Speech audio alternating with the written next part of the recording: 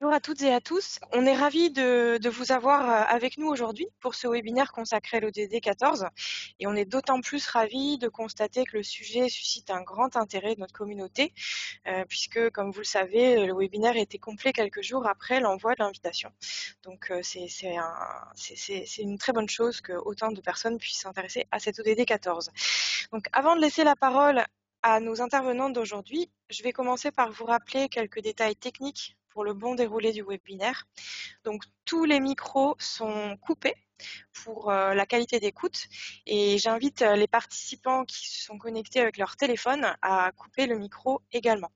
Donc il y aura 3 sessions de questions-réponses lors desquelles vous pourrez poser et interagir avec les intervenantes, poser vos questions. Donc on vous invite durant toute la durée des interventions à écrire vos questions dans l'onglet chatter et je les restituerai à l'oral pendant la session de questions-réponses. Donc pendant les sessions de questions-réponses également, vous pourrez visualiser le schéma en direct qui sera réalisé par Fanny Didou, puisque notre webinaire d'aujourd'hui est soumis à une facilitation graphique. Donc je vais maintenant laisser la parole à Raphaëla Legouvelot pour une rapide présentation de l'association Respect Océan. Et Raphaëla laissera ensuite la parole à Anne-France Didier pour la présentation de la feuille de route sur l'ODD 14, la feuille de route française. Donc Raphaëla, je te laisse la parole afin de présenter Respect Océan. Donc Respect Océan, c'est un réseau que j'ai initié en 2013 et qui est devenu une association loi 1901 en 2018.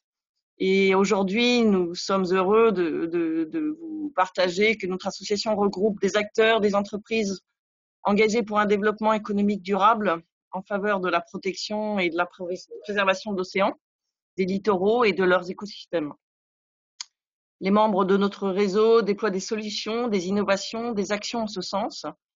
Et notre projet ensemble s'articule autour de l'idée que développement économique et protection de l'océan sont conciliables et que nous souhaitons renforcer la promotion et la valorisation des initiatives et solutions existantes. Notre association est présente sur le territoire national, regroupe une grande diversité d'acteurs, depuis les start-up, entreprises de taille intermédiaire, des grandes entreprises, mais aussi des associations et des autres organisations provenant de tous les secteurs qui sont liés à la mer plus ou moins de près. Le dénominateur commun d'ensemble de ces acteurs, c'est vraiment la volonté de réduire l'impact de leurs activités sur les écosystèmes marins et côtiers et ou de contribuer à maintenir ces écosystèmes en bonne santé. Notre mission principale est de contribuer à la promotion des solutions et des innovations, comme mentionné précédemment, et pour ce faire, nous déployons un ensemble d'actions, des webinaires de présentation de nos membres, des fiches de bonnes pratiques, facilitation de prise de parole lors d'événements divers, par exemple externes au réseau, mais aussi internes, des organisations de présence collective, de la mutualisation au sein d'événements, de salons nationaux ou internationaux, dans un monde qui est en transition. Notre volonté est également de favoriser, de provoquer des synergies et des projets collaboratifs entre les adhérents et les adhérents avec les autres parties prenantes aussi de ces personnes et de ces entreprises impliquées dans le monde de la mer. Donc nous articulons tous nos travaux vraiment autour des ODD, des objectifs du développement durable en général et évidemment plus particulièrement pour cet ODD 14. C'est pourquoi très naturellement et spontanément, nous avons souhaité, au travers de ce webinaire, présenter la stratégie nationale ainsi que le référentiel ODD 14 à destination des entreprises, afin que les acteurs du maritime se l'approprient et en premier lieu, par exemple, les adhérents de Respect Océan. Donc nous sommes vraiment très heureux et nous remercions nos intervenantes aujourd'hui pour leur disponibilité. Je vais donc laisser la parole à Anne-France Didier, expert de haut niveau ODD 14, à la délégation de la mer et du littoral, au ministère de la mer, dont nous nous félicitons vraiment de son existence et de ses actions. Anne-France, je vous laisse la parole avec grand plaisir et merci. Bon, ben bonjour à tous et à toutes et à tous. Et puis, donc, je vais vous exposer. Alors, j'ai 15 minutes, je crois. Hein, je vais essayer de pas dépasser. Et là, vous ne voyez que mon écran. On ne voit pas le petit carré qui est à côté, je pense. Hein. Tout à fait. Alors, donc voilà, moi je suis investie depuis très longtemps en fait, hein, dans un ministère qui a changé souvent de nom, hein, de l'environnement, développement durable, aménagement des territoires, etc. Et maintenant, ministère de la mer, mais rattaché aussi à la transition écologique. Donc je suis investie depuis très longtemps sur le développement durable. Et donc, effectivement, j'ai été, bien entendu, assez rapidement connectée avec cette vision qui est sortie, qui a été validée à l'ONU dans le monde, hein, en 2015. Alors, j'ai été, comment dire, assez contente de voir qu'en fait le monde entier, en 2015, avait adopté un programme d'ODD qui n'était pas seulement les 7 ODD du millénaire où en fait on s'adressait surtout aux pays en voie de développement afin qu'ils progressent dans leur sécurité alimentaire, la santé, l'éducation des enfants et tout, mais qu'en fait il y avait une reconnaissance de l'ensemble des pays du monde de la responsabilité partagée de la question de développement durable, de la responsabilité très importante des pays développés sur les questions de changement climatique, et donc la nécessaire solidarité mondiale s'appuyant sur des grands enjeux transversaux dans l'intérêt des peuples, de la planète, de la prospérité, de la paix et des partenariats. Je rappelle ça rapidement parce que c'est un des grands objectifs qui sous-tendent ces ODD. Une des phrases clés, c'est ne laisser personne sur le bord du chemin. Donc, c'est comme cela et dans cet esprit-là qu'il faut voir l'ODD 14.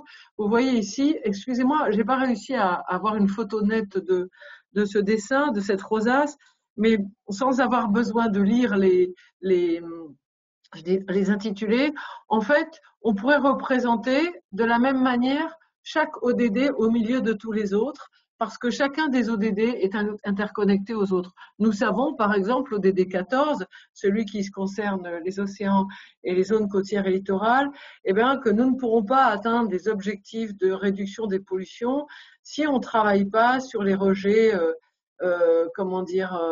telluriques. On n'atteindra pas l'objectif de réduction des problèmes d'acidification si on ne travaille pas sur l'objectif qui concerne le changement climatique et la question des énergies, si on ne travaille pas sur un autre objectif qui concerne les infrastructures et les villes durables, etc. Donc tout est connecté et je pense que c'est extrêmement important d'avoir cette compréhension des enjeux, c'est-à-dire que lorsque l'on poursuit une cible, eh bien on travaille dans une approche qu'on appelle dans le monde marin approche écosystémique, ECAP, hein, où on fait le lien entre les effets et les causes de ces effets. Voilà. Alors, toutes les ODD, il ne s'agit pas de dire, c'est juste pour vous montrer, pour ceux qui ne connaîtraient pas comment c'est structuré, les ODD, en fait, pour chaque ODD, il y a entre 7 et 10 thématiques, des thématiques précises comme par exemple pour l'ODD 14, la question des pollutions marines, la question des écosystèmes marins et côtiers, la question de la pêche. Il y a toujours aussi une question relative aux petits États insulaires et aux pays moins avancés en développement. Beaucoup de questions transversales aussi liées à la recherche, au transfert technologique, etc. Donc pour l'ODD 14, vous voyez, il y a des thèmes qui ont fait consensus au niveau mondial. Hein. Ça ne concerne pas forcément tout ce qu'on aimerait voir qui concerne l'océan. Ça concerne un certain nombre de thèmes qui sont considérés par les pays comme prioritaires et sur lesquels tout le monde s'est entendu pour définir des objectifs. Par exemple, d'ici 2025, prévenir, réduire les pollutions de tout type, en particulier les activités terrestres et notamment tout ce qui relève des plastiques et aussi tout ce qui est lié aux nutriments. Bon, ça fait référence actuellement, par exemple, à toutes ces eaux polluées par les stations d'épuration et puis les questions des sargasses, etc. Donc, vous voyez, sur tous ces sujets, on a des objectifs précis. Et cette année, 2025, c'était l'occasion d'ailleurs de faire un point, puisque beaucoup de ces objectifs visaient une cible à atteindre en 2020 et 2025. Tous n'ont pas été atteints, tous n'ont pas fait non plus l'objet d'indicateurs validés au plan international. par exemple, la question de l'acidification des océans, c'est simplement récemment que nous disposons, grâce au groupe Mercator par exemple, eh bien, d'une définition d'un pH, de l'acidification qui serait valable pour nos océans et nos mers européennes, par exemple, alors que jusqu'à présent, on s'en référait à un indicateur d'eau prélevée je ne sais plus où dans le Pacifique. Vous voyez, donc tout ça, ça fait l'objet aussi de beaucoup de travail scientifique pour se mettre d'accord, une fois qu'on a défini les cibles, sur les indicateurs. Et donc, on a eu en France aussi un travail très important avec l'INSEE pour définir, là où c'était possible, des indicateurs nationaux en déclinaison de ces objectifs. Alors, là, je passerai très vite. En fait, les grands enjeux, c'est ce que nous ont dit les scientifiques qui sont réunis de plus en plus sur cette question. On a d'abord fait le lien entre océan et climat, alors que ce n'était pas forcément le cas dans les premières années. On traitait le sujet climatique sans parler de l'océan, alors qu'on sait que l'océan est un régulateur énorme pour la planète, qu'il absorbe près de 30% du CO2 émis, mais qu'il atténue aussi les effets du changement climatique, et que les problématiques auxquelles on est confronté aujourd'hui d'acidification et de réchauffement de la température ont un impact très important sur la question des écosystèmes. Et par ailleurs, maintenant, c'est ce que le rapport Océan Cryosphère nous a dit, sur la disponibilité des ressources issues de la pêche, notamment pour un certain nombre, pour une population très importante dans le monde. Donc, l'océan, c'est source de protéines pour plus de 3 milliards de personnes. Il y a plusieurs centaines de millions de personnes qui sont concernées par l'approche, économique. Ça, c'est pour dire aussi que la question n'est pas juste une question écologique. La question, elle est liée à la valeur économique, sociale de tous les écosystèmes marins et côtiers qui proposent effectivement des sources de protéines et des sources alimentaires, mais qui proposent aussi des emplois, des activités économiques. Et pour beaucoup de ces petits pays insulaires ou en voie de développement, des activités liées au tourisme, à l'aquaculture marine, etc. Donc il y a énormément de services rendus qui sont mis en péril par nos pratiques, nos activités humaines, source de beaucoup de pollution, source de surfréquentation. Et on ramène tout ça souvent finalement à une perte de biodiversité et des écosystèmes marins et côtiers qui du coup font perdre aussi la valeur économique et les services qu'ils rendent à l'humanité. Donc tout est affecté. C'est pour ça qu'on est dans ce triptyque océan, climat, biodiversité, et que en fait on nous invite à ce que la prochaine décennie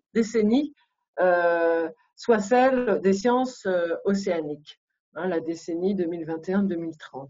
Donc ça c'est aussi un accord mondial. Alors juste pour votre information, si vous voulez avoir une vision des progrès accomplis sur ces différents objectifs, eh bien, tous les ans, on a un rapport proposé par l'ONU sur les objectifs de développement durable 2020.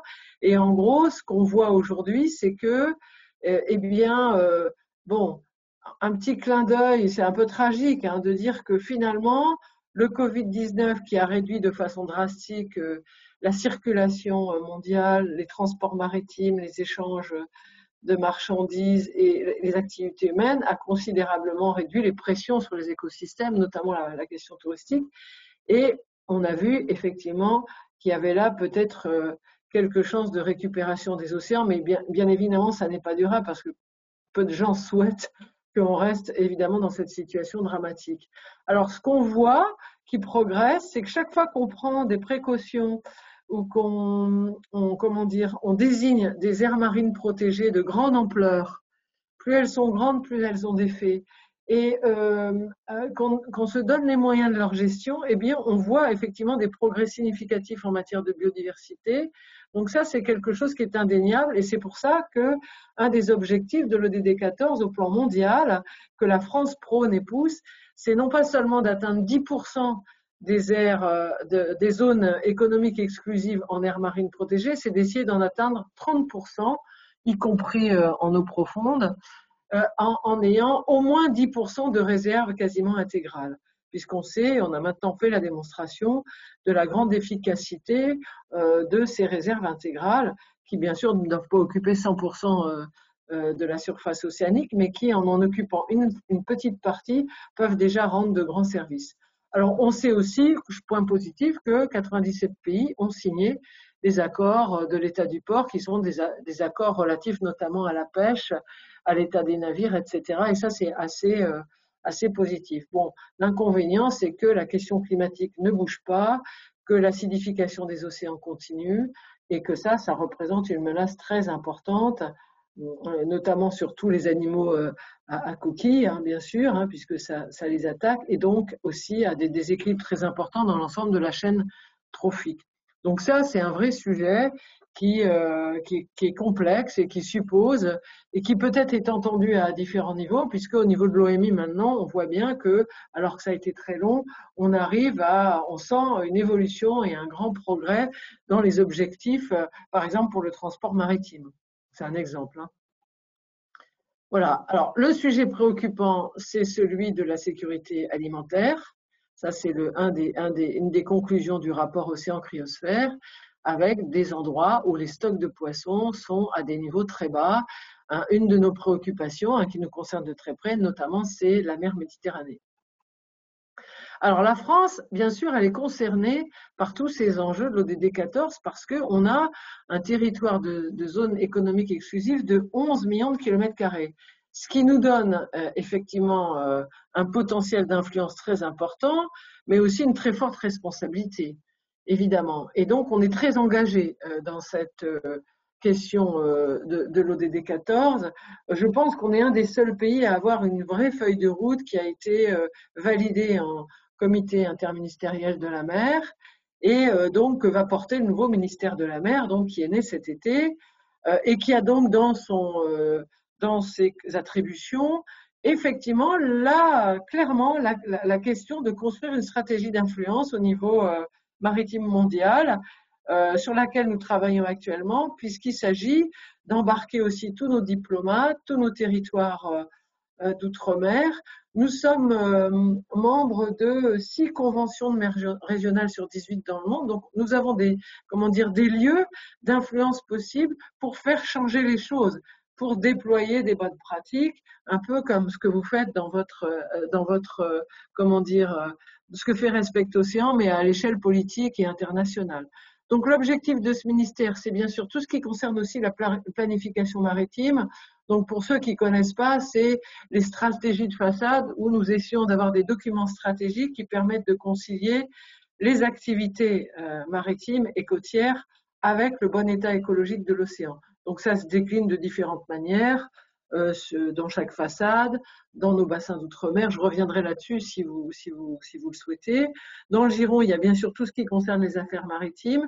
La France est un des pionniers de la défense du droit des gens de mer au niveau international. Et c'est grâce, je pense on peut le dire, à la France que le droit des gens de mer est un des plus élevés au monde par rapport à l'ensemble des autres droits sociaux. Alors, on a aussi rapproché dans ce ministère de la mer non seulement la direction des affaires maritimes, mais aussi la direction des pêches.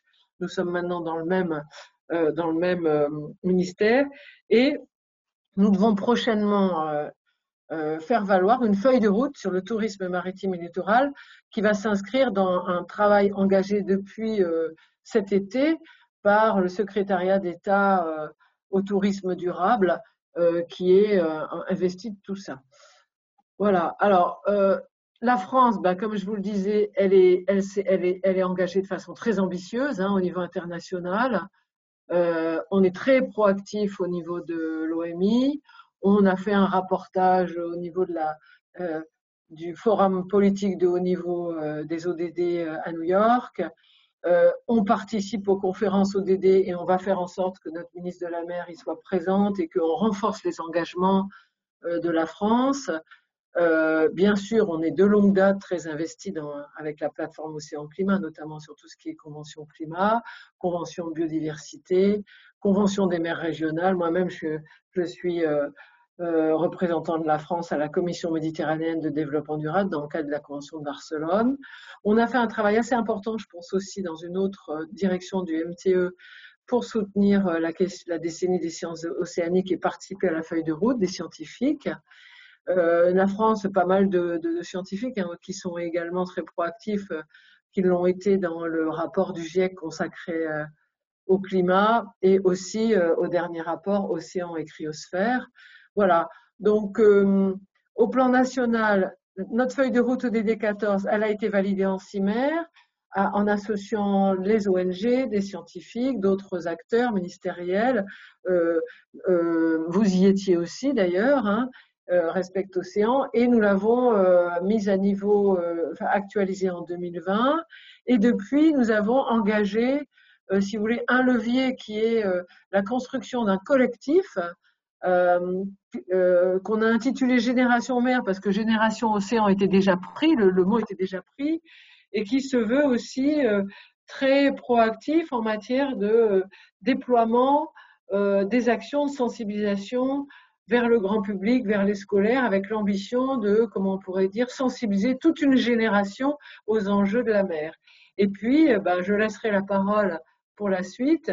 J'ai été heureuse de participer aussi, en tant que pilote ODD 14, à l'émergence et la fabrication par la Fondation de la mer de ce fameux référentiel ODD 14, parce qu'il manquait quand même une brique dans la feuille de route ODD 14, il manquait l'engagement des grandes entreprises. Donc je laisse la parole à Sabine pour nous parler de ce référentiel et de tout ce qui est en cours sur ce sujet. Merci Anne-France. Avant de laisser la parole à Sabine, on va passer à une première session de questions-réponses, puisqu'on a déjà reçu un certain nombre de questions pour vous.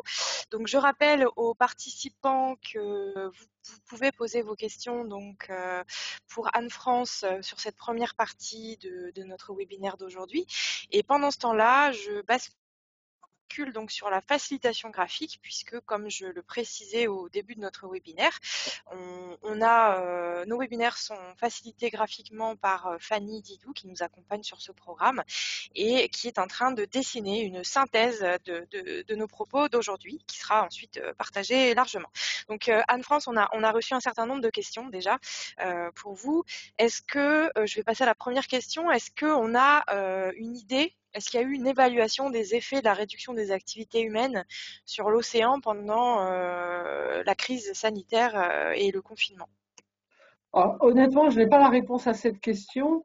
On a vu de façon, je dirais, qualitative des effets en termes de réduction de pollution pour les gens qui pratiquent ça, mais je ne sais pas s'il y a eu des analyses scientifiques. Il faudrait un travail scientifique, je pense, pour faire le point.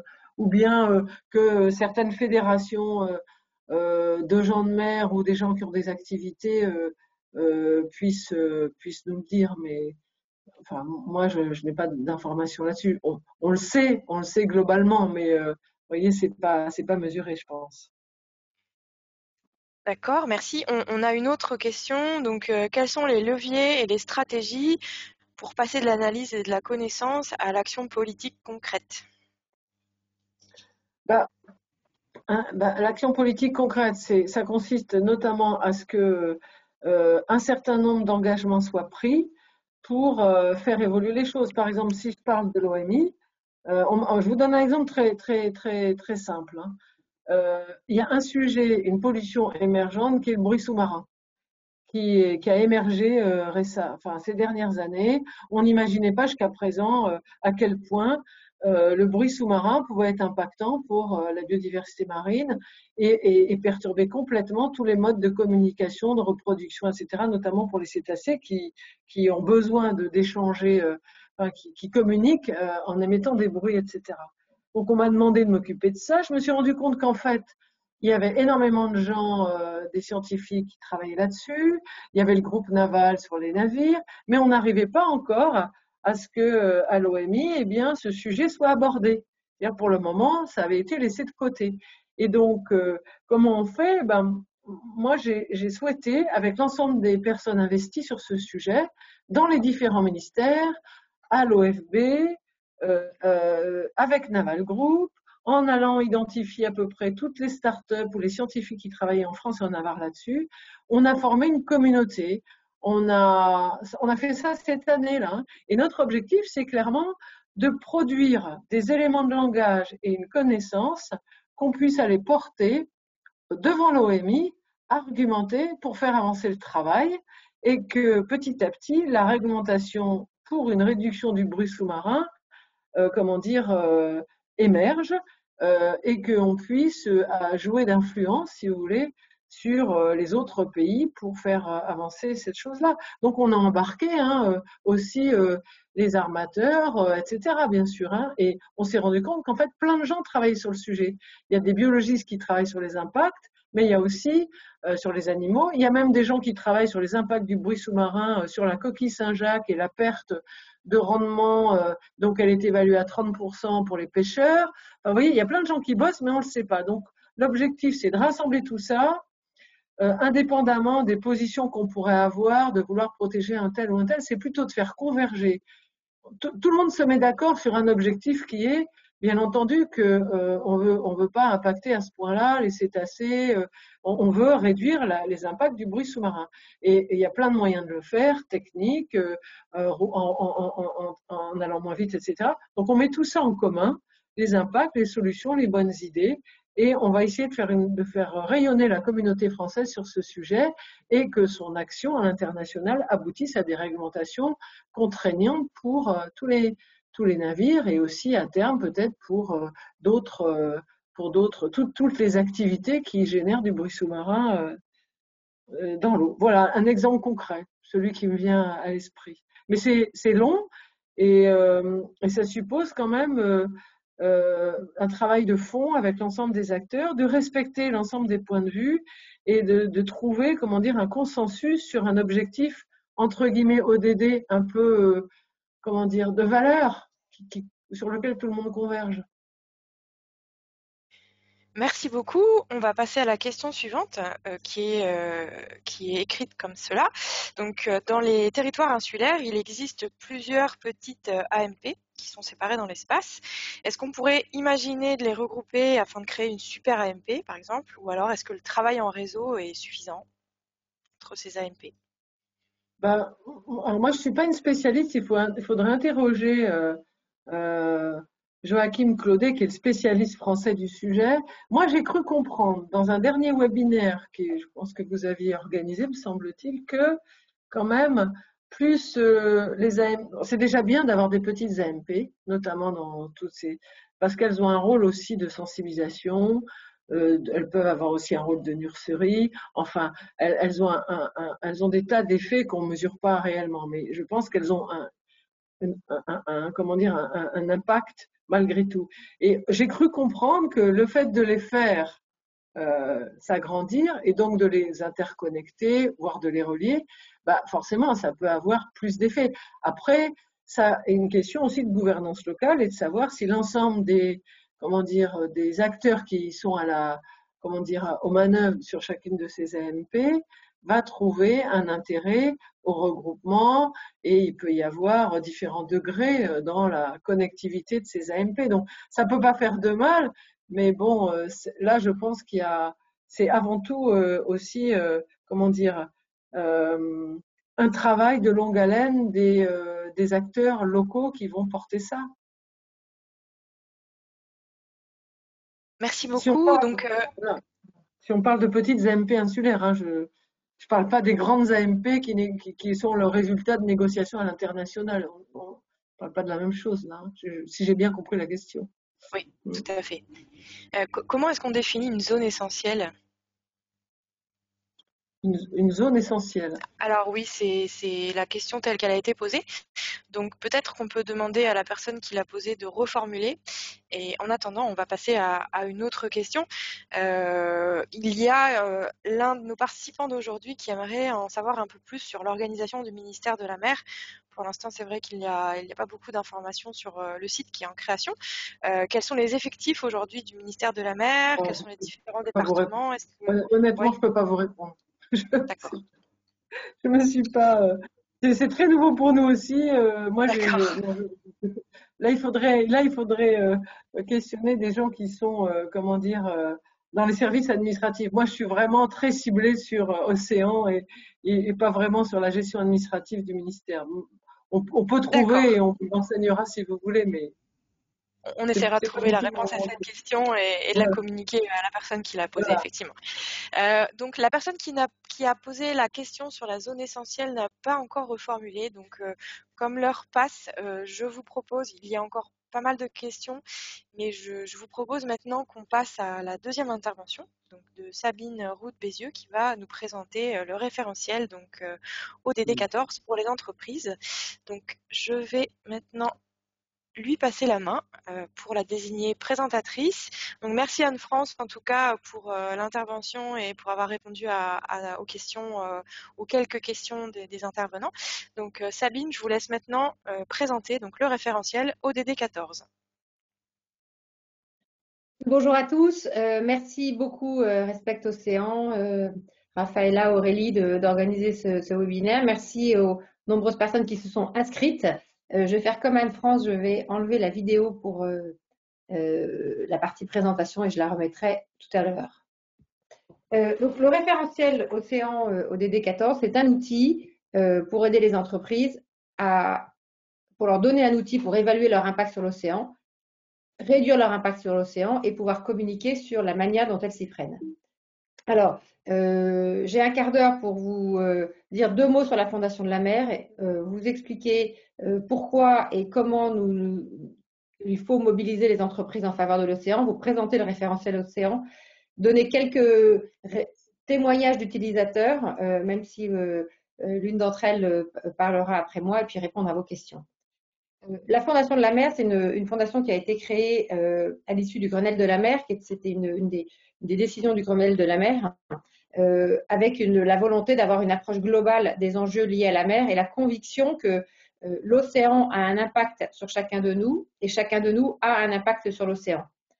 Le premier enjeu, si l'océan a un impact sur chacun de nous, c'est de comprendre cet impact, de le connaître et de le faire comprendre.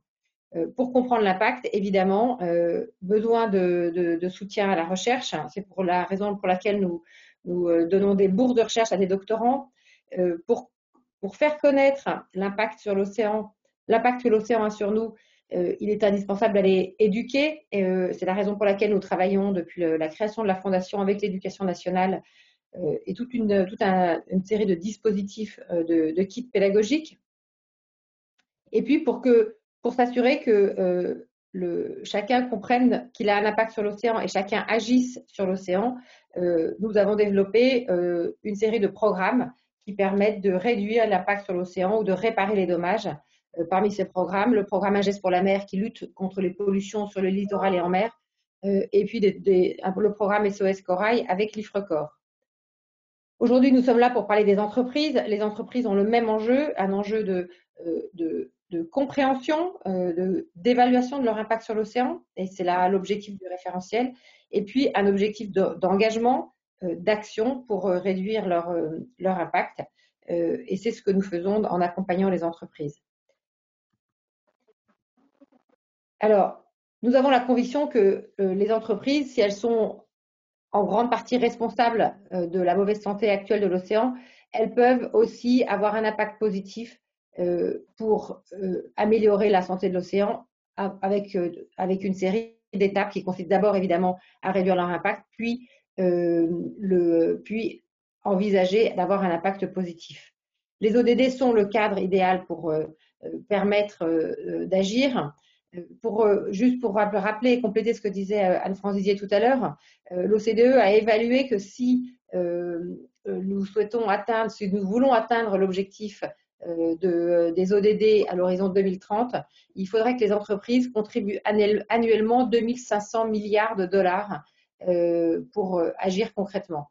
Ce qui veut dire que pour atteindre ces objectifs, ça veut dire très concrètement que comme les entreprises ne vont pas financer 2500 milliards de dollars par an, la seule manière d'atteindre ces objectifs, c'est que les entreprises réorientent leur activité économique vers des pratiques à impact positif sur les ODD. Et pour faire cela, évidemment, il faut mettre en place un système d'évaluation fiable, rigoureux et transparent de cette réorientation des activités. Alors, la bonne nouvelle, c'est que les entreprises s'intéressent aux ODD. Quand on regarde un certain nombre d'études, notamment une étude de PwC, on s'aperçoit que quasiment les 3/4 des entreprises donc, qui publient des rapports de responsabilité sociale et environnementale, les 3/4 des entreprises intègrent les ODD dans leurs publications. C'est-à-dire qu'elles mentionnent le fait qu'elles utilisent ce cadre des 17 ODD pour regarder leur impact sociétal et environnemental. Un quart des entreprises ont choisi quelques ODD comme axe principal de leur stratégie à RSE. Donc ça, ce sont les bonnes nouvelles. Et vous voyez sur le chart à droite qu'un certain nombre d'ODD sont particulièrement utilisés par les entreprises. Alors l'ODD 13 sur le climat et l'ODD 8 sur le travail et l'emploi décent, ce sont les deux plus importants pour les entreprises. La mauvaise nouvelle, et c'est bien la raison pour laquelle nous sommes là ce matin, c'est que l'ODD 14 sur l'océan est le grand oublié des entreprises, parce que seulement 14% d'entre elles mentionnent l'ODD 14 dans leur reporting, et parmi ces 14%, il n'y en a qu'une poignée qui mettent quelques chiffres en face de leur intérêt pour l'océan. Or, l'application des entreprises est absolument indispensable pour pouvoir répondre aux 10 cibles de l'objectif durable numéro 14, du développement durable numéro 14. Nous avons la conviction à la Fondation de la Mer que toutes les entreprises ont un rôle à jouer et pas uniquement celles du maritime. D'abord, à travers leurs opérations, 85% du commerce mondial passe par voie de mer. Et donc, il y a peu d'entreprises qui ne sont pas concernées par la question du transport maritime. J'ai mis une photo catastrophique des émissions de gaz à effet de serre, mais c'est le sujet des gaz à effet de serre et des émissions de CO2 sont extrêmement liés. Ce sujet est extrêmement lié à l'état de santé des océans, et ce lien entre l'océan et les émissions de CO2, le climat plus largement, commence à être compris des entreprises, mais pas de façon suffisamment répandue. Donc, à travers leurs opérations, à travers leurs offres, les entreprises peuvent choisir de mettre en place des produits plus respectueux de l'océan. Et puis, à travers leur influence, je vous ai mis ici M. Pollmann d'Unilever qui s'est fortement engagé sur ces sujets des ODD. Pas assez sur l'océan à mon goût également, mais en tout cas sur les ODD. Et puis Patagonia, bon, je ne fais pas de la pub pour eux, je n'ai pas d'action, mais c'est un exemple d'une entreprise qui a résolument choisi d'avoir un impact positif sur la planète. Et donc, on voit bien que les entreprises ont un rôle à jouer, à la fois négatif, mais aussi positif, comme exemple par leur leadership sur la bonne santé de l'océan. Alors, pour construire le référentiel océan, la Fondation de la Mer s'est tournée vers le ministère de la Transition écologique et solidaire. C'était son ancien nom, hein, il a changé de nom depuis cet été. Et donc, merci encore à Anne-France Didier du travail qui a été mené pendant un an avec toi et le ministère pour construire ce référentiel. Et puis, avec le support du cabinet de conseil BCG, qui est allé mener une étude extrêmement large d'à peu près 200 sources d'indicateurs sur ces questions d'environnement, d'impact environnemental et d'impact sur l'océan auprès d'études de publications qui sont dans les données publiques, de méthodologies, notamment celle de l'ONU, de bases de données d'indicateurs qui existent, et puis de publications universitaires. L'objectif de cela était d'aller regarder les référentiels, les indicateurs les plus pertinents pour répondre aux cibles de l'ODD 14. Nous avons également travaillé avec un panel d'entreprises, une douzaine d'entreprises réunies au sein d'un comité de pilotage qui a co-élaboré l'ensemble du référentiel avec le MTES et la Fondation de la Mer. Et puis, en permanence, en consultant un certain nombre de parties prenantes concernées par le sujet, donc des scientifiques bien évidemment, mais également des ONG. Alors, dans obsessions. L'une d'entre elles était de s'assurer que le corpus d'indicateurs qui était mis en place répondait à 3 critères. Le premier critère, c'est la robustesse, c'est-à-dire la pertinence de l'indicateur qui était choisi par rapport aux objectifs visés et le sérieux, la qualité de ces indicateurs. La deuxième obsession, c'était la facilité de mesure. Parce que si l'objectif est que ce référentiel soit largement adopté par les entreprises, il faut absolument que les indicateurs soient des indicateurs que les entreprises soient en mesure de récupérer ou qu'elles utilisent déjà par ailleurs dans le cadre de leur reporting RSE. Et puis le troisième critère, c'est l'étendue d'application. Le référentiel étant destiné à toutes les entreprises, et encore une fois, pas uniquement aux entreprises qui agissent directement en lien avec l'océan, il nous a fallu choisir des indicateurs qui pouvaient être appliqués indépendamment du secteur d'activité des entreprises. Alors voilà à quoi le référentiel ressemble. Je ne vais pas rentrer dans le détail de toutes les cases. Sachez qu'il est en téléchargement libre sur le site de la Fondation de la Mer. Hein, donc vous tapez Fondation de la Mer référentiel, vous aurez le rapport complet et le référentiel lui-même. Je vais juste vous expliquer un petit peu comment il a été construit. Donc sur la gauche, 3 grands types d'interactions des entreprises avec l'océan. La partie du haut, ce sont toutes les pratiques par lesquelles les entreprises rejettent dans l'océan. Donc, elles rejettent de la pollution physique, de la pollution chimique, elles ont des émissions atmosphériques et puis elles ont également un impact sur l'océan par toutes les autres perturbations des espaces et écosystèmes marins. Le bruit que vient de mentionner Anne-France Didier étant un des exemples les plus pertinents, mais on peut aussi citer la température et la lumière. Donc ça, c'est le premier bloc. Le deuxième bloc d'impact, ce sont toutes les pratiques par lesquelles les entreprises retirent des ressources de l'océan. Des ressources qui sont des ressources vivantes, donc évidemment on pense à la pêche, à l'aquaculture, mais également les ressources minérales, donc toutes les explorations de ressources minérales profondes, et également les prélèvements de granulats en ce qui concerne la construction. Et puis on a également intégré dans cette catégorie d'impact tout ce qui est artificialisation des habitats naturels, qu'ils soient en pleine mer ou sur le littoral. Donc ça, ce sont les deux premiers blocs, hein, ce que l'entreprise rejette dans l'océan et ce que l'entreprise prélève de l'océan. Et puis, évidemment, l'évaluation de l'impact sur l'océan ne serait pas complète si on n'intégrait pas dans le référentiel des sujets de gouvernance sur la relation à l'océan. Et donc, nous regardons de près l'intégration de l'ODD dans la stratégie et la gestion de l'entreprise, l'exemplarité de ces pratiques, notamment la manière dont l'entreprise utilise déjà d'autres normes et d'autres référentiels, dont elle respecte les réglementations et les pratiques. Clairement, une entreprise qui serait exemplaire sur un des domaines au-dessus, mais aurait régulièrement des amendes importantes pour le non-respect d'une réglementation dans d'autres domaines, ne pourrait pas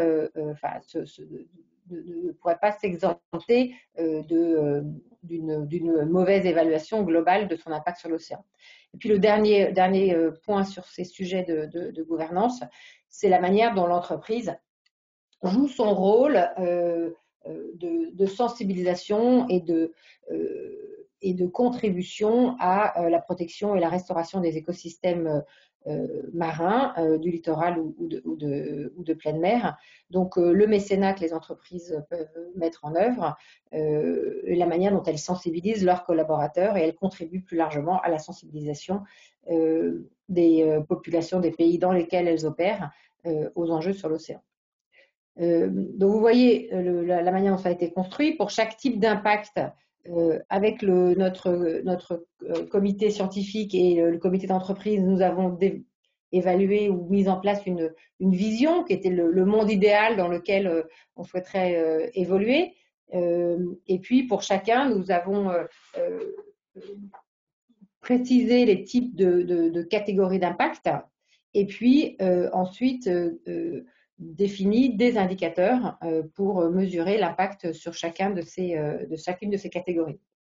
Vous voyez à l'extrême droite du tableau, il est mentionné les cibles de l'ODD 14 parce qu'évidemment, un des objectifs et une des complexités de cet exercice, c'était de faire en sorte que les 10 cibles de l'ODD 14 qui ont été pensées pour des États soient applicables aux entreprises. Donc, nous sommes attachés à faire le lien entre ces cibles et les éléments de mesure. Un autre point important, Anne-France Didier l'a évoqué aussi, je vais passer rapidement, c'est le fait que l'ODD 14 ne fonctionne pas tout seul, il fonctionne très souvent en lien avec d'autres ODD. Et pour convaincre les entreprises que s'intéresser à l'océan, c'est s'intéresser très largement à l'ensemble des ODD, nous avons créé ces liens entre l'ODD 14 et les ODD associés. Alors, pourquoi les entreprises ont-elles intérêt à se servir de ce référentiel? Tout d'abord parce que, on l'a bien vu d'ailleurs avec les entreprises du comité de pilotage, les entreprises qui s'en servent sont des entreprises qui ont bien compris qu'elles sont capables d'avoir avec cet outil et un impact positif sur l'océan, une approche pionnière de leadership sur ce sujet. Elles sont capables également de développer des nouvelles opportunités business, de développer des nouveaux produits, de nouveaux services, de nouveaux leviers qui sont également plus adaptés aux nouvelles attentes des consommateurs. Et puis évidemment, un rapport plus sain et plus respectueux de l'océan contribue positivement à leur image, tant à l'interne auprès de leurs salariés qu'à l'externe. Sur les ressources humaines, c'est ce que nous ont dit les entreprises qui ont travaillé avec nous. C'est un point très important de renforcement de la cohésion interne. C'est une manière pour elles de montrer qu'elles ont des valeurs partagées avec leurs collaborateurs et d'évaluer, de communiquer de façon transparente les actions qu'elles mettent en œuvre est un point positif pour la cohésion interne. Et puis sert aussi à recruter toutes ces jeunes générations pour qui, on l'a vu avec la mobilisation des étudiants, pour qui travailler pour une entreprise qui respecte la nature et l'océan en particulier est un point très important et bien un outil de rétention des collaborateurs. Enfin, c'est un outil de performance économique. Ça permet aux entreprises d'évaluer et de prévenir des risques environnementaux. Ça leur permet aussi de réduire des surcoûts éventuels, comme par exemple une prime d'assurance ou le risque l'évaluation, enfin, ou les risques opérationnels qui peuvent être liés à un dommage. Et puis enfin, c'est un argument important pour les investisseurs puisque vous savez qu'il y a de plus en plus d'investisseurs qui choisissent des entreprises qui sont socialement et environnementalement responsables. Et l'utilisation du référentiel, en ce sens, permet aux entreprises d'avoir un argument de plus pour leurs investisseurs. Voilà. Alors, je vais peut-être passer ça. Quelques citations, et puis on aura le temps d'en reparler plus longuement ensuite, mais très intéressant.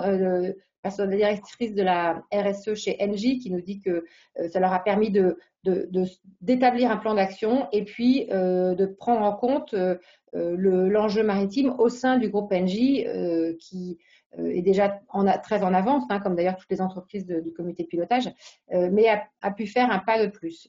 Chez Suez, permis de gagner du temps hein, et puis en même temps d'ouvrir des nouveaux axes de réflexion sur l'impact sur l'océan.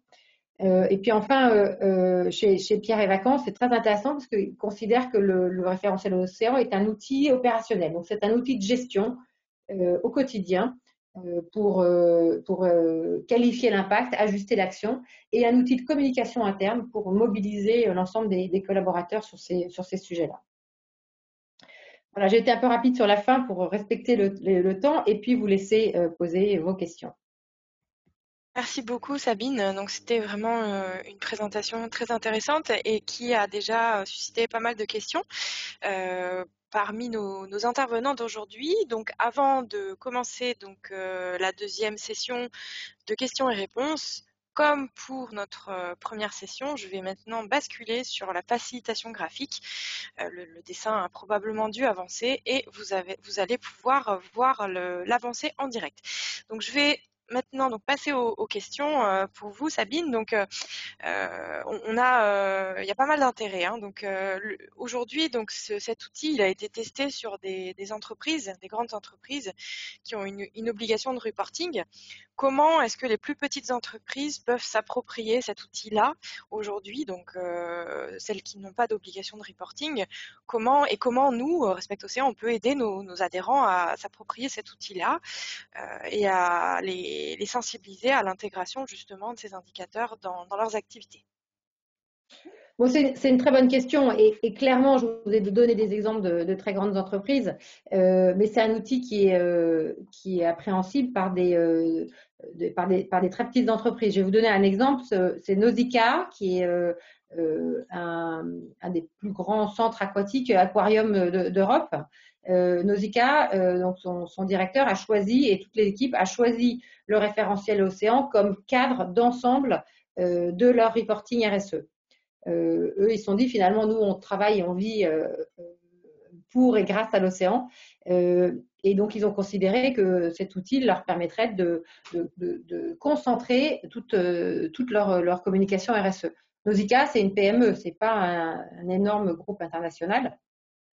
Et donc, ils ont utilisé cet outil de façon très opérationnelle. Et nous, on discute aujourd'hui avec une série d'entreprises de taille petite et moyenne qui voient très bien comment elles peuvent s'en servir. Et d'ailleurs, dans les grands groupes, c'est aussi intéressant d'avoir entendu certaines de nos contacts nous dire qu'ils envisagent d'utiliser dans un premier temps le référentiel sur une seule de leurs filiales ou un seul de leurs sites ou un seul de leur pays.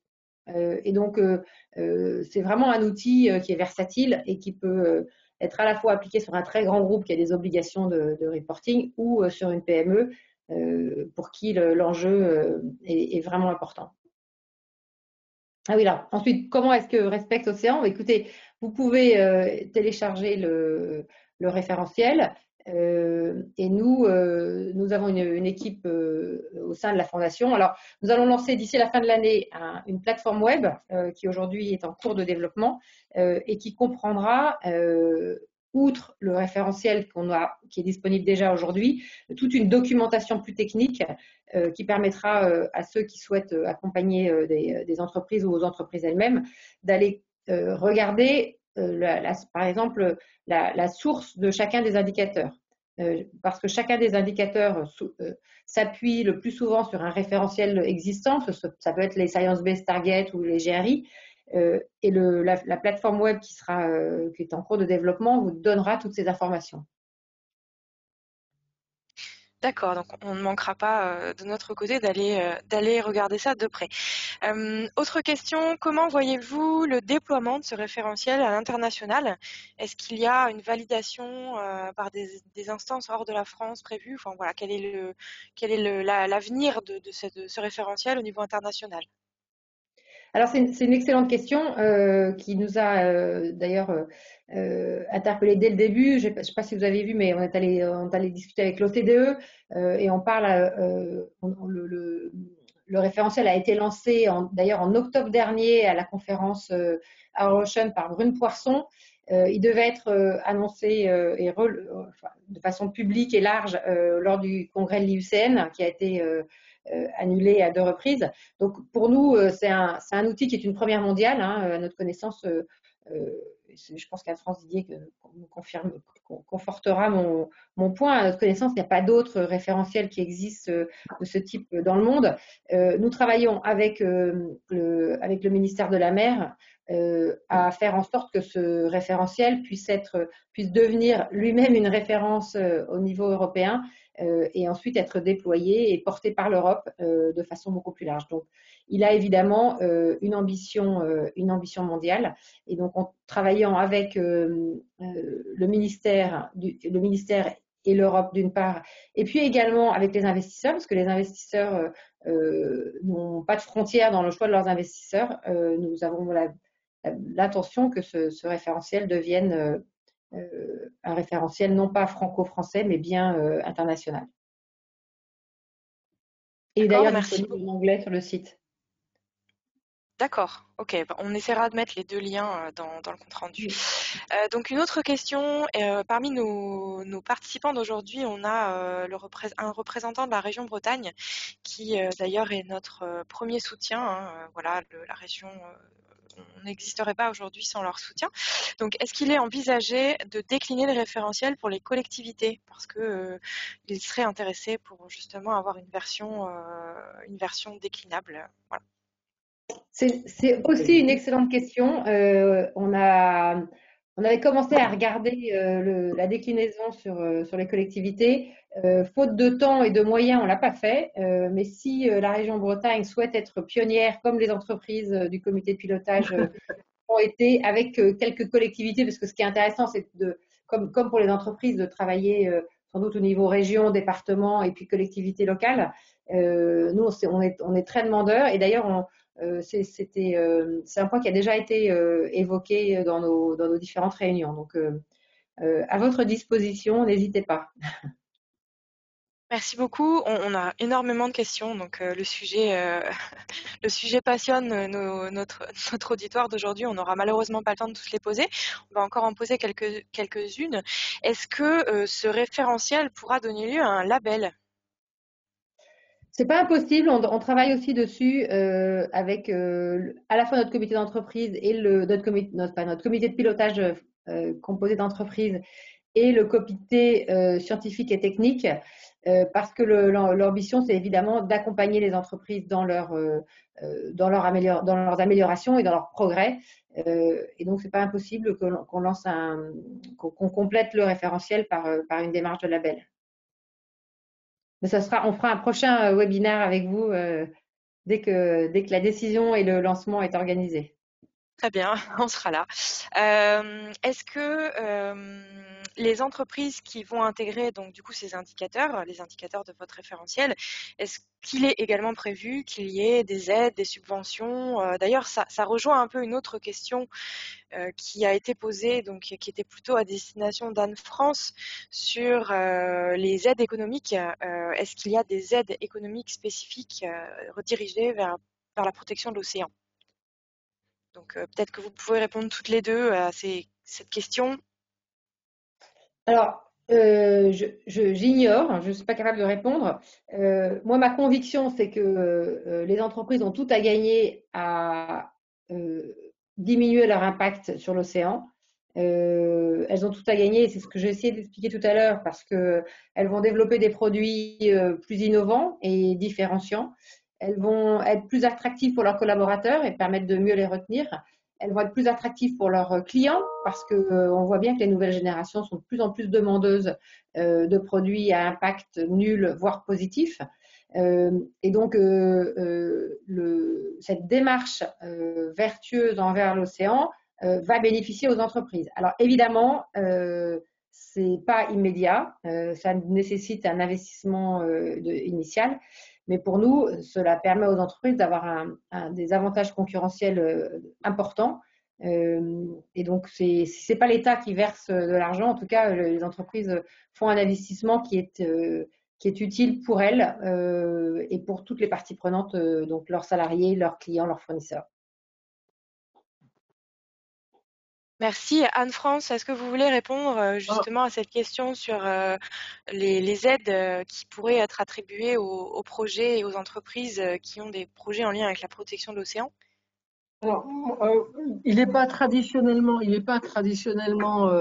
dans, comment dire, dans les lignes budgétaires habituelles que, par exemple, le ministère de la Transition écologique, donc le nouveau ministère de la Mer, je ne sais pas, distribue comment dire, de l'argent à des entreprises. On est plutôt dans des logiques de contractualisation. Il y aura sans doute des lignes dans le cadre des contrats de plan qui vont être passés avec les collectivités locales, les régions, pour que dans le cadre du plan de relance notamment, il y ait ciblé sur le littoral et la mer un certain nombre de soutien.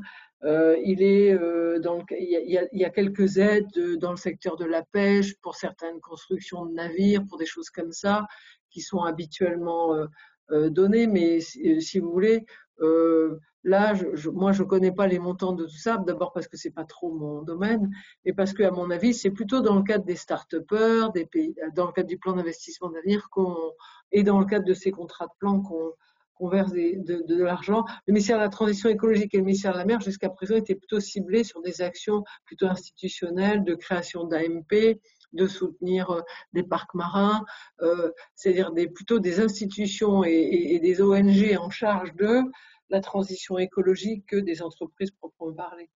Mais bon, il y a beaucoup de choses qui évoluent. Donc, avec la création de ce nouveau ministère, il est possible aussi que, suite au Covid aussi, il y a énormément d'incertitudes. Il se peut aussi qu'il y ait, dans le cadre du plan de relance, des activités qui soient soutenues particulièrement avec comment on pourrait dire, de l'éco-conditionnalité, par exemple.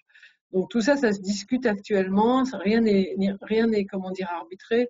Donc peut-être qu'on aura des bonnes surprises, notamment dans le domaine touristique, je pense. Après, il faut les regarder dans le plan de relance. Hein. Il y a peut-être des choses, on n'a pas fait ça, mais il faut les regarder dans le plan de relance. Il n'y a pas des innovations qui auront un impact positif sur l'océan. Et alors là, on sort du référentiel, mais il y a sûrement des choses qui sont envisageables. Bah, il y a quand même dans ce plan de relance tout ce qui concerne la transition écologique portuaire, le changement des modalités de motorisation, d'énergie des navires. Enfin, il y a plein de choses dans ce domaine-là. Je pense que sur la pêche, il y a des choses aussi, mais bon, après, il n'y a pas forcément, disons, dans ce plan de relance, ciblé sur la protection de la biodiversité marine ou des océans, des aides pour d'autres grands domaines économiques. J'ai pas entendu dire, par exemple, qu'on allait aider l'industrie textile à être plus performante, ou le BTP, ou des choses comme ça. C'est ça que je veux dire. Habituellement, c'est pas ciblé là-dessus, quoi. D'accord, très bien. Bah, merci à toutes les deux. On a encore un certain nombre de questions, mais l'heure tourne. Donc, on va maintenant laisser la parole à Caroline du groupe Suez, puisque Suez, comme Sabine vient de l'expliquer, a fait partie des entreprises qui ont aidé à la création de cet outil. Donc, on a souhaité les faire intervenir aujourd'hui pour justement avoir leur retour d'expérience et peut-être que Caroline pourra aussi nous dire comment les conseils qu'elle peut donner aux plus petites entreprises qui nous écoutent aujourd'hui en nombre pour justement se servir à leur tour de cet outil. Donc Caroline, je vous laisse maintenant le rôle de présentatrice. Donc je vous invite à partager votre écran et à ouvrir votre webcam si vous le souhaitez. Bonjour.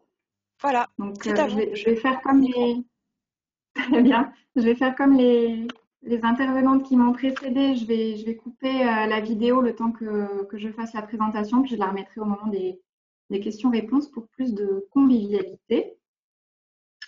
Voilà.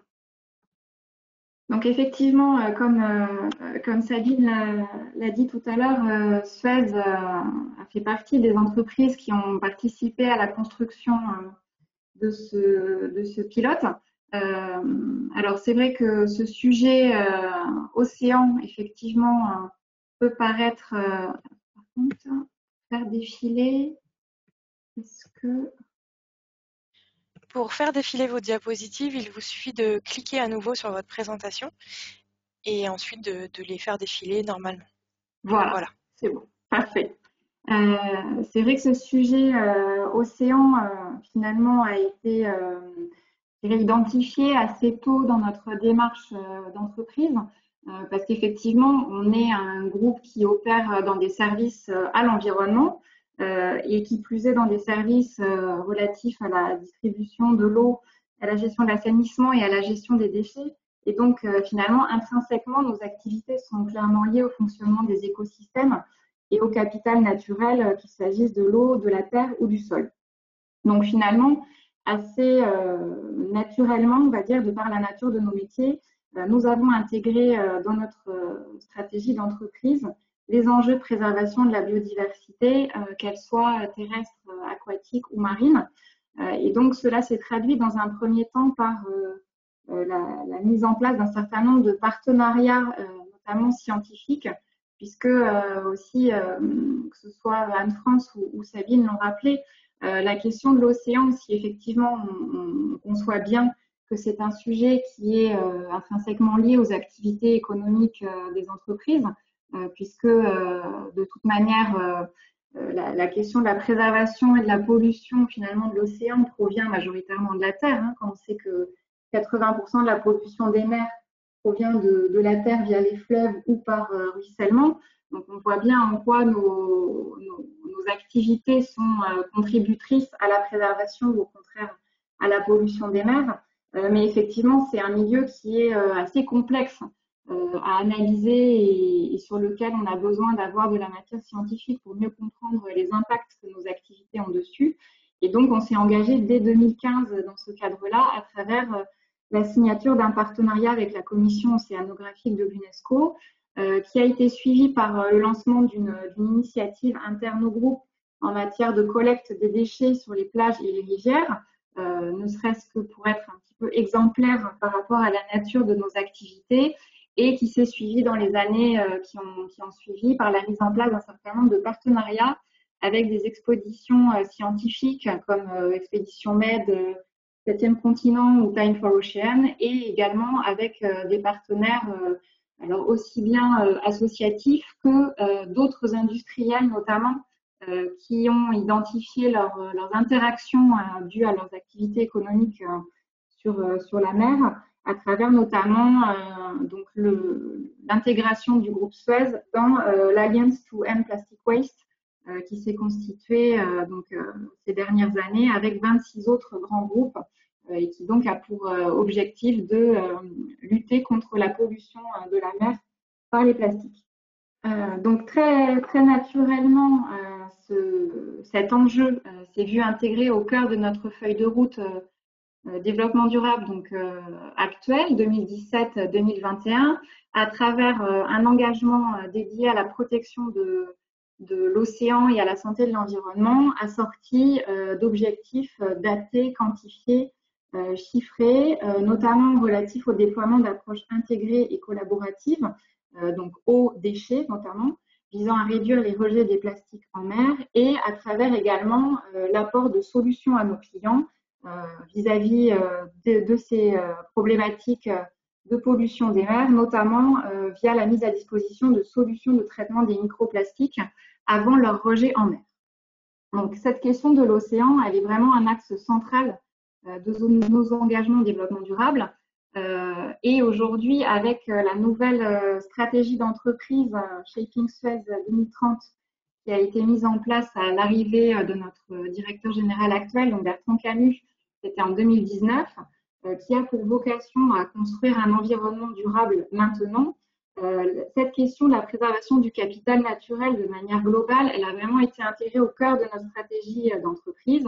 Et donc, elle s'est notamment concrétisée via l'actualisation et je dirais le renforcement de nos engagements en matière de biodiversité, dont la question de la biodiversité marine et de la préservation des océans de manière plus générale a vraiment été placée au cœur de nos engagements, qu'ils soient au niveau international à travers l'adhésion à l'initiative Act for Nature internationale, donc avec, comme vous le voyez, des objectifs très concrets en termes de développement d'innovation opérationnelle permettant de contribuer à la préservation de la biodiversité marine, mais également d'aller plus loin dans notre capacité à produire du plastique recyclé, donc qui contribuera de manière concrète à la lutte contre la pollution des océans, et également qui ont été déployés donc dans une approche française à travers l'initiative conjointe lancée par l'OFB et EPE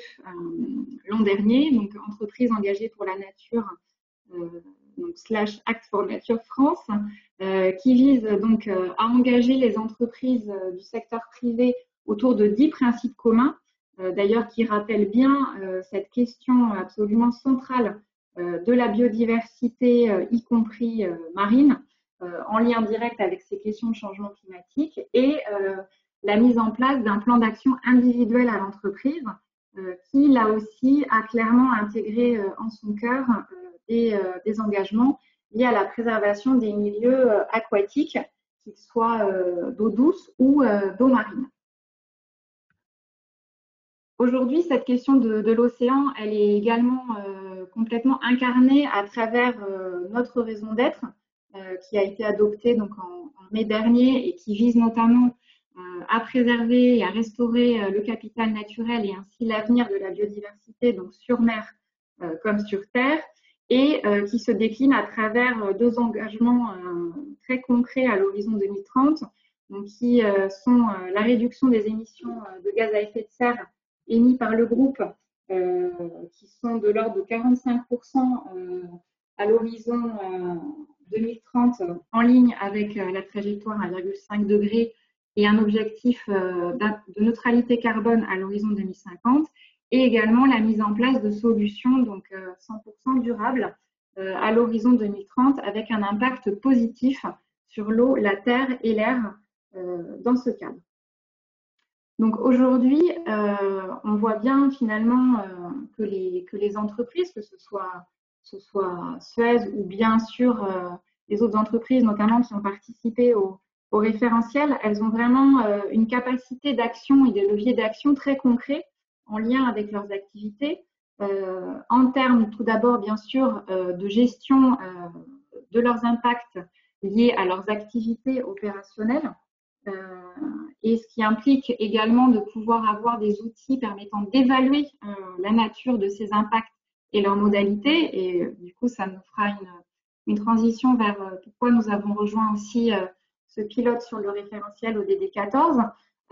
Et ensuite, ce qui nous permet, dans un deuxième temps, de pouvoir notamment réduire nos impacts et accompagner également nos clients via des offres de produits et services responsables permettant d'améliorer la qualité environnementale des sites sur lesquels nous agissons, mais également d'être acteurs et contributeurs de démarches territoriales sur lesquelles nous sommes partie prenante. Et puis également de participer, de par là aussi la nature des données environnementales sur lesquelles nous travaillons, à la mobilisation de nos parties prenantes, notamment en termes d'amélioration de la connaissance, là aussi, des impacts via l'eau, les déchets sur le milieu maritime. Donc aujourd'hui, comme je disais, tout d'abord, comme pour tout sujet, finalement, on l'a bien vu sur la question du changement climatique, pour savoir aussi quels sont nos leviers d'action et quels sont les plus impactants et les plus pertinents, il faut aussi avoir un référentiel d'évaluation qui nous permet de mesurer et de se comparer en termes d'impact généré par nos activités.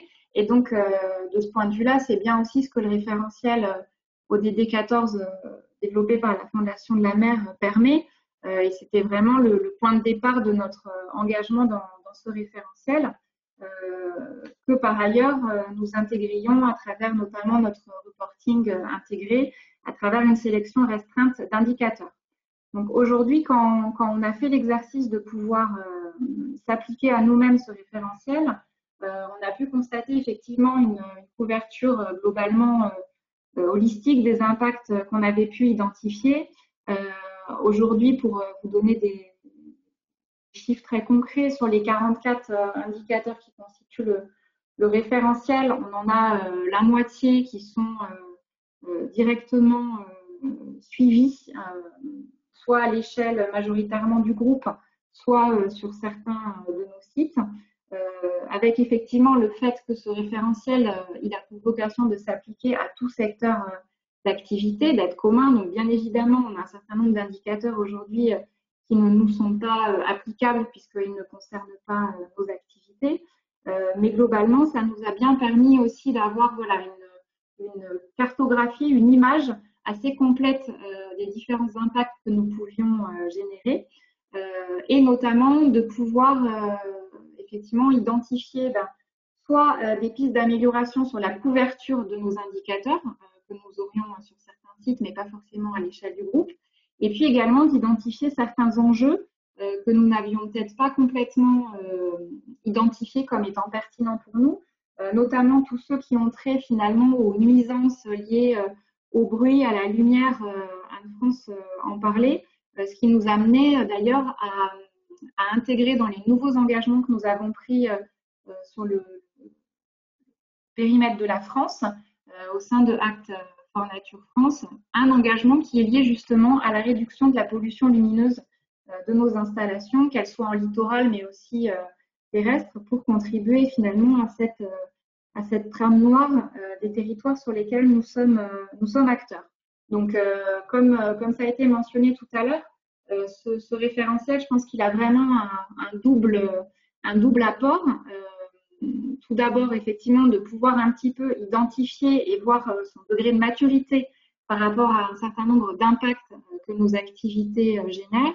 Et puis, dans un deuxième temps, effectivement, dans une approche plus opérationnelle, de pouvoir identifier des enjeux qui n'auraient pas été intégrés dans nos démarches et qui nous paraîtraient pertinentes d'adresser, avec une piste sans doute d'amélioration, mais je suis consciente que c'est quelque chose qui est assez difficile à l'heure actuelle de faire. C'est également de pouvoir valoriser à terme les actions d'évitement de pollution qui sont mises en place finalement en amont par nos activités, sachant qu'aujourd'hui aussi, ce référentiel qui est intéressant, c'est que autant il y a des réflexions aujourd'hui pour développer des métriques sur la biodiversité terrestre et aquatique d'eau douce, notamment via une initiative dont vous avez peut-être entendu parler qui est portée par la CDC Biodiversité, qui s'appelle le Global Biodiversity Score, mais qui n'adresse pas cette question effectivement à ce jour de la biodiversité marine. Donc on voit bien également que ce référentiel vient combler un petit peu un vide qui existait, qui pourra sans doute être encore amélioré, affiné dans les mois et les années qui viennent, mais qui permet effectivement d'avoir un référentiel commun d'évaluation et qui soit partagé par l'ensemble des entreprises. Donc aujourd'hui, je pense qu'effectivement, on voit bien que finalement, on est dans une démarche aussi d'amélioration continue, hein, comme ça a été rappelé par Anne-France, cette question de l'océan et de l'impact des activités économiques sur ce milieu, il est quand même assez récent et émergent. Donc, comme beaucoup d'entreprises, on est passé par une phase, je dirais, de renforcement de nos connaissances et de nos capacités d'action sur ce sujet à travers donc, les différents partenariats qu'on a pu nouer, notamment des partenariats scientifiques, qui nous a amené aussi à développer une approche en termes de solutions et d'innovation technique à travers un certain nombre de solutions dédiées à la question des océans, notamment sur la lutte contre les micropolluants, en termes de monitoring environnemental et puis en termes de solutions fondées sur la nature et de renaturation. Et l'idée étant qu'on puisse arriver effectivement à terme avec une approche complètement globale et transversale de ce sujet dans nos activités. Alors c'est un enjeu qui est complètement encore à explorer.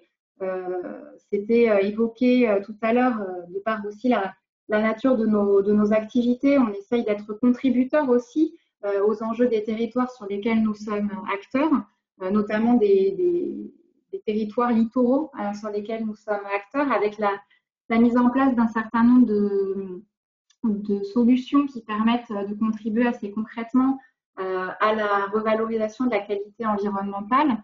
Donc là, vous en avez quelques-unes. On parlait aussi de la question du monitoring par le bruit. Donc c'est dans les fonds marins. Aujourd'hui, c'est une solution qui est développée, qui permet par l'écoute des fonds marins d'en déduire des indicateurs de suivi de la qualité du milieu de manière générale. Et puis également toutes ces approches de renaturation pour contribuer à la transition écologique portuaire qui a été évoquée tout à l'heure à travers notamment l'implantation de nurseries pour poissons sur lesquelles nous travaillons. Donc voilà, c'est vraiment des sujets qui sont complètement au cœur de nos démarches d'innovation partenariale aussi avec les territoires, mais aussi avec des associations avec lesquelles nous travaillons, notamment dans le cadre d'un appel à projet qu'on a lancé cette année qui s'appelle Agir pour le capital naturel, qui vise dans l'édition 2020 à promouvoir des solutions qui sont portées par des acteurs, qu'ils soient start-up, associatifs ou organismes de recherche, qui permettent de contribuer à la préservation de la biodiversité et ou qui fassent référence à des solutions fondées sur la nature. Et dans ce cadre-là, le jury qui s'est réuni en juin dernier, notamment parmi les 4 projets qui ont été retenus, identifier un projet qui est porté par l'association Planète Mer, qui s'appelle Biolite, qui doit permettre, via une application sur mobile, de partager avec les citoyens qui habitent sur des littoraux des observations sur la faune et la flore littorale pour mieux la connaître et la protéger et animer une communauté d'observateurs qui permettent de mettre à disposition donc un espace d'échange entre chercheurs, citoyens et ensuite permettre effectivement aux acteurs, notamment économiques du territoire, de pouvoir mieux orienter leurs actions sur celui-ci. Voilà, je vous remercie et je laisse la place aux questions si vous en avez. Merci Caroline. Donc, on a reçu déjà quelques questions. Comme pour les autres session, je rebascule sur la facilitation graphique avant de vous poser les premières questions. Moi, j'ai une première question. Est-ce que est-ce que vous avez prévu d'accompagner vos parties prenantes dans l'intégration du référentiel? Alors, on est en train de travailler sur cette question, notamment dans le cadre justement, comme je disais, de notre contribution aussi aux enjeux des territoires sur lesquels on est acteur. Donc l'idée, dans un premier temps, bien évidemment, c'est de s'appliquer à nous-mêmes ce référentiel et de pouvoir voir, alors c'est plutôt à l'échelle du groupe, moi je suis au niveau de la France, mais je contribue aussi à cette démarche de pouvoir voir quel est notre niveau de maturité et quelles seraient les actions à mettre en place sur nos différents sites et business units. Et puis effectivement ensuite de pouvoir notamment avoir une approche territoriale. Et donc j'étais assez intéressée aussi par la remarque qui était faite sur le développement de ce référentiel vis-à-vis des collectivités locales, de pouvoir voir aussi de quelle manière nous pouvons accompagner et contribuer à des dynamiques territoriales sur ce sujet. Merci. On a une autre question je vais essayer de synthétiser parce qu'elle est assez longue. En gros, quels sont les bénéfices de la mise en place de toutes les actions autour de l'ODD 14 pour l'entreprise? Est-ce que ce sont des bénéfices en termes d'image, de différenciation, de communication, d'engagement interne, de mobilisation des salariés? Quels sont les différents avantages? Alors là aussi, je vais répondre par rapport à notre nature de métier qui est effectivement intrinsèquement liée à cette question-là. Donc c'est vrai que c'est plus facile sans doute pour une entreprise comme Suez de répondre à cette question sur l'intégration du sujet des océans. Pour nous, effectivement, d'ailleurs, c'était rappelé au début de notre présentation.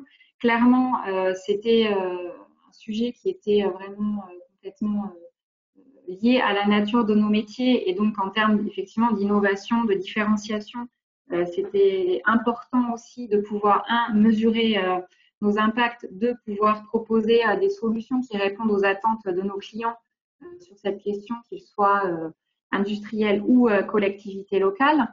Deux, également, c'était bien sûr un sujet de mobilisation de nos parties prenantes et en premier lieu de nos collaborateurs, puisque donc ça a été vraiment le cœur de la démarche Suez for Ocean, qui chaque année permet d'organiser des collectes de déchets sur les littoraux ou les milieux aquatiques dans l'ensemble des pays du groupe. Donc c'était aussi un levier, je dirais, de fierté, de mobilisation de nos collaborateurs sur cette question. Et puis, effectivement, c'est aussi je dirais, un vecteur de sens et de mise en cohérence entre la nature de nos métiers et les valeurs que l'on porte dans le cadre de notre stratégie d'entreprise, d'autant plus que la nouvelle stratégie qu'on vient d'adopter porte parmi ces 4 valeurs la passion pour l'environnement. Donc, on est clairement dans cette démarche-là. Merci beaucoup Caroline. On arrive à la fin de notre webinaire. Je vais peut-être laisser quelques minutes, quelques secondes à Anne-France et à Sabine si elles souhaitent voilà, avoir un petit mot de conclusion. Est-ce que vous souhaitez intervenir et conclure un peu ce webinaire, Anne-France ou Sabine? Moi, je veux bien. En tout cas, moi, je voulais vous remercier de l'avoir, comment dire, organisé dans cette semaine consacrée aux ODD. C'est vraiment très important que, compte tenu des enjeux liés à l'océan, eh ben, on puisse en parler le plus possible. Et donc, voilà, merci à vous de l'avoir fait. Nous, on essaiera de porter dès qu'on pourra, au-delà des mers, hein, à l'international, et le référentiel comment dire, et un plaidoyer, les plaidoyers qui doivent être portés pour cet océan dans le monde entier, quoi. Voilà. Alors, juste pour terminer aussi, je comprends mon hésitation sur la question du ministère de la Mer. Je peux corriger si vous voulez. En fait, le ministère de la Mer, c'est un ministère qui a construit donc un cabinet qui est opérationnel et qui dispose d'un certain nombre de services, lesquels ne bougent pas. Moi, nous, on a été mis à disposition, la DPMA, pêche, et nous, la direction des affaires maritimes, dont la délégation à la mer et littorale. Mais pour autant, rien ne change pour nous, sinon que ce ministère dispose de nous pour mener et de façon plus, comment on pourrait dire, plus forte, plus ciblée, des actions sur l'océan. Voilà. Bon, c'était pour répondre un petit peu à la question qui avait été posée. Mais sur un plan pratique, rien ne change. La question, c'est de donner plus d'influence et de visibilité à la question de l'océan par ce ministère de la mer au national et à l'international. Voilà. Donc, on va tous s'y employer, je crois. Merci aussi à Sabine Roux-Bézieux hein, de ce travail qui est fait et qui avance remarquablement bien. J'ai pu le constater ce matin puisqu'on avait le premier conseil scientifique et technique de ce référentiel. Merci à vous tous. Bon, moi, j'ai Sabine, un rien à petit mot rajouter. Oui, écoutez, Oui. non, rien à rajouter. Merci, Respect Océan. Merci, Fanny, parce que j'ai trouvé très sympa les petites, Ah oui, c'est les vrai. petits dessins. Et merci à toutes les entreprises pilotes, évidemment. Hein, j'ai apprécié la présentation là pour Suède. C'est intéressant de voir comment des grands groupes pionniers hein, à la fois dans leur démarche opérationnelle et dans leur prise de conscience se sont emparés de ce référentiel et nous aident à en faire un outil opérationnel pour tout le monde. Donc, voilà, c'est un bel exemple de travail collaboratif entre État, entreprise, société civile. C'est vraiment un bel exemple et j'espère qu'on en aura plein d'autres dans l'avenir. Merci à toutes donc pour vos interventions et d'avoir répondu aux questions de nos participants. Merci Fanny. Merci également à nos plus gros soutiens, hein, la région Bretagne et les éoliennes en mer service. Si vous voulez soutenir nos activités, on vous a mis donc les différentes façons pour le faire. Donc vous avez plusieurs façons de nous soutenir et n'hésitez pas à nous suivre également sur nos réseaux sociaux et notamment sur LinkedIn puisqu'on y partagera les invitations pour nos prochains événements qui sont en cours de préparation. Voilà, je vous souhaite à toutes et à tous une très bonne fin de journée et encore merci à nos 3 intervenants d'aujourd'hui pour la qualité des présentations et des réponses. À très bientôt.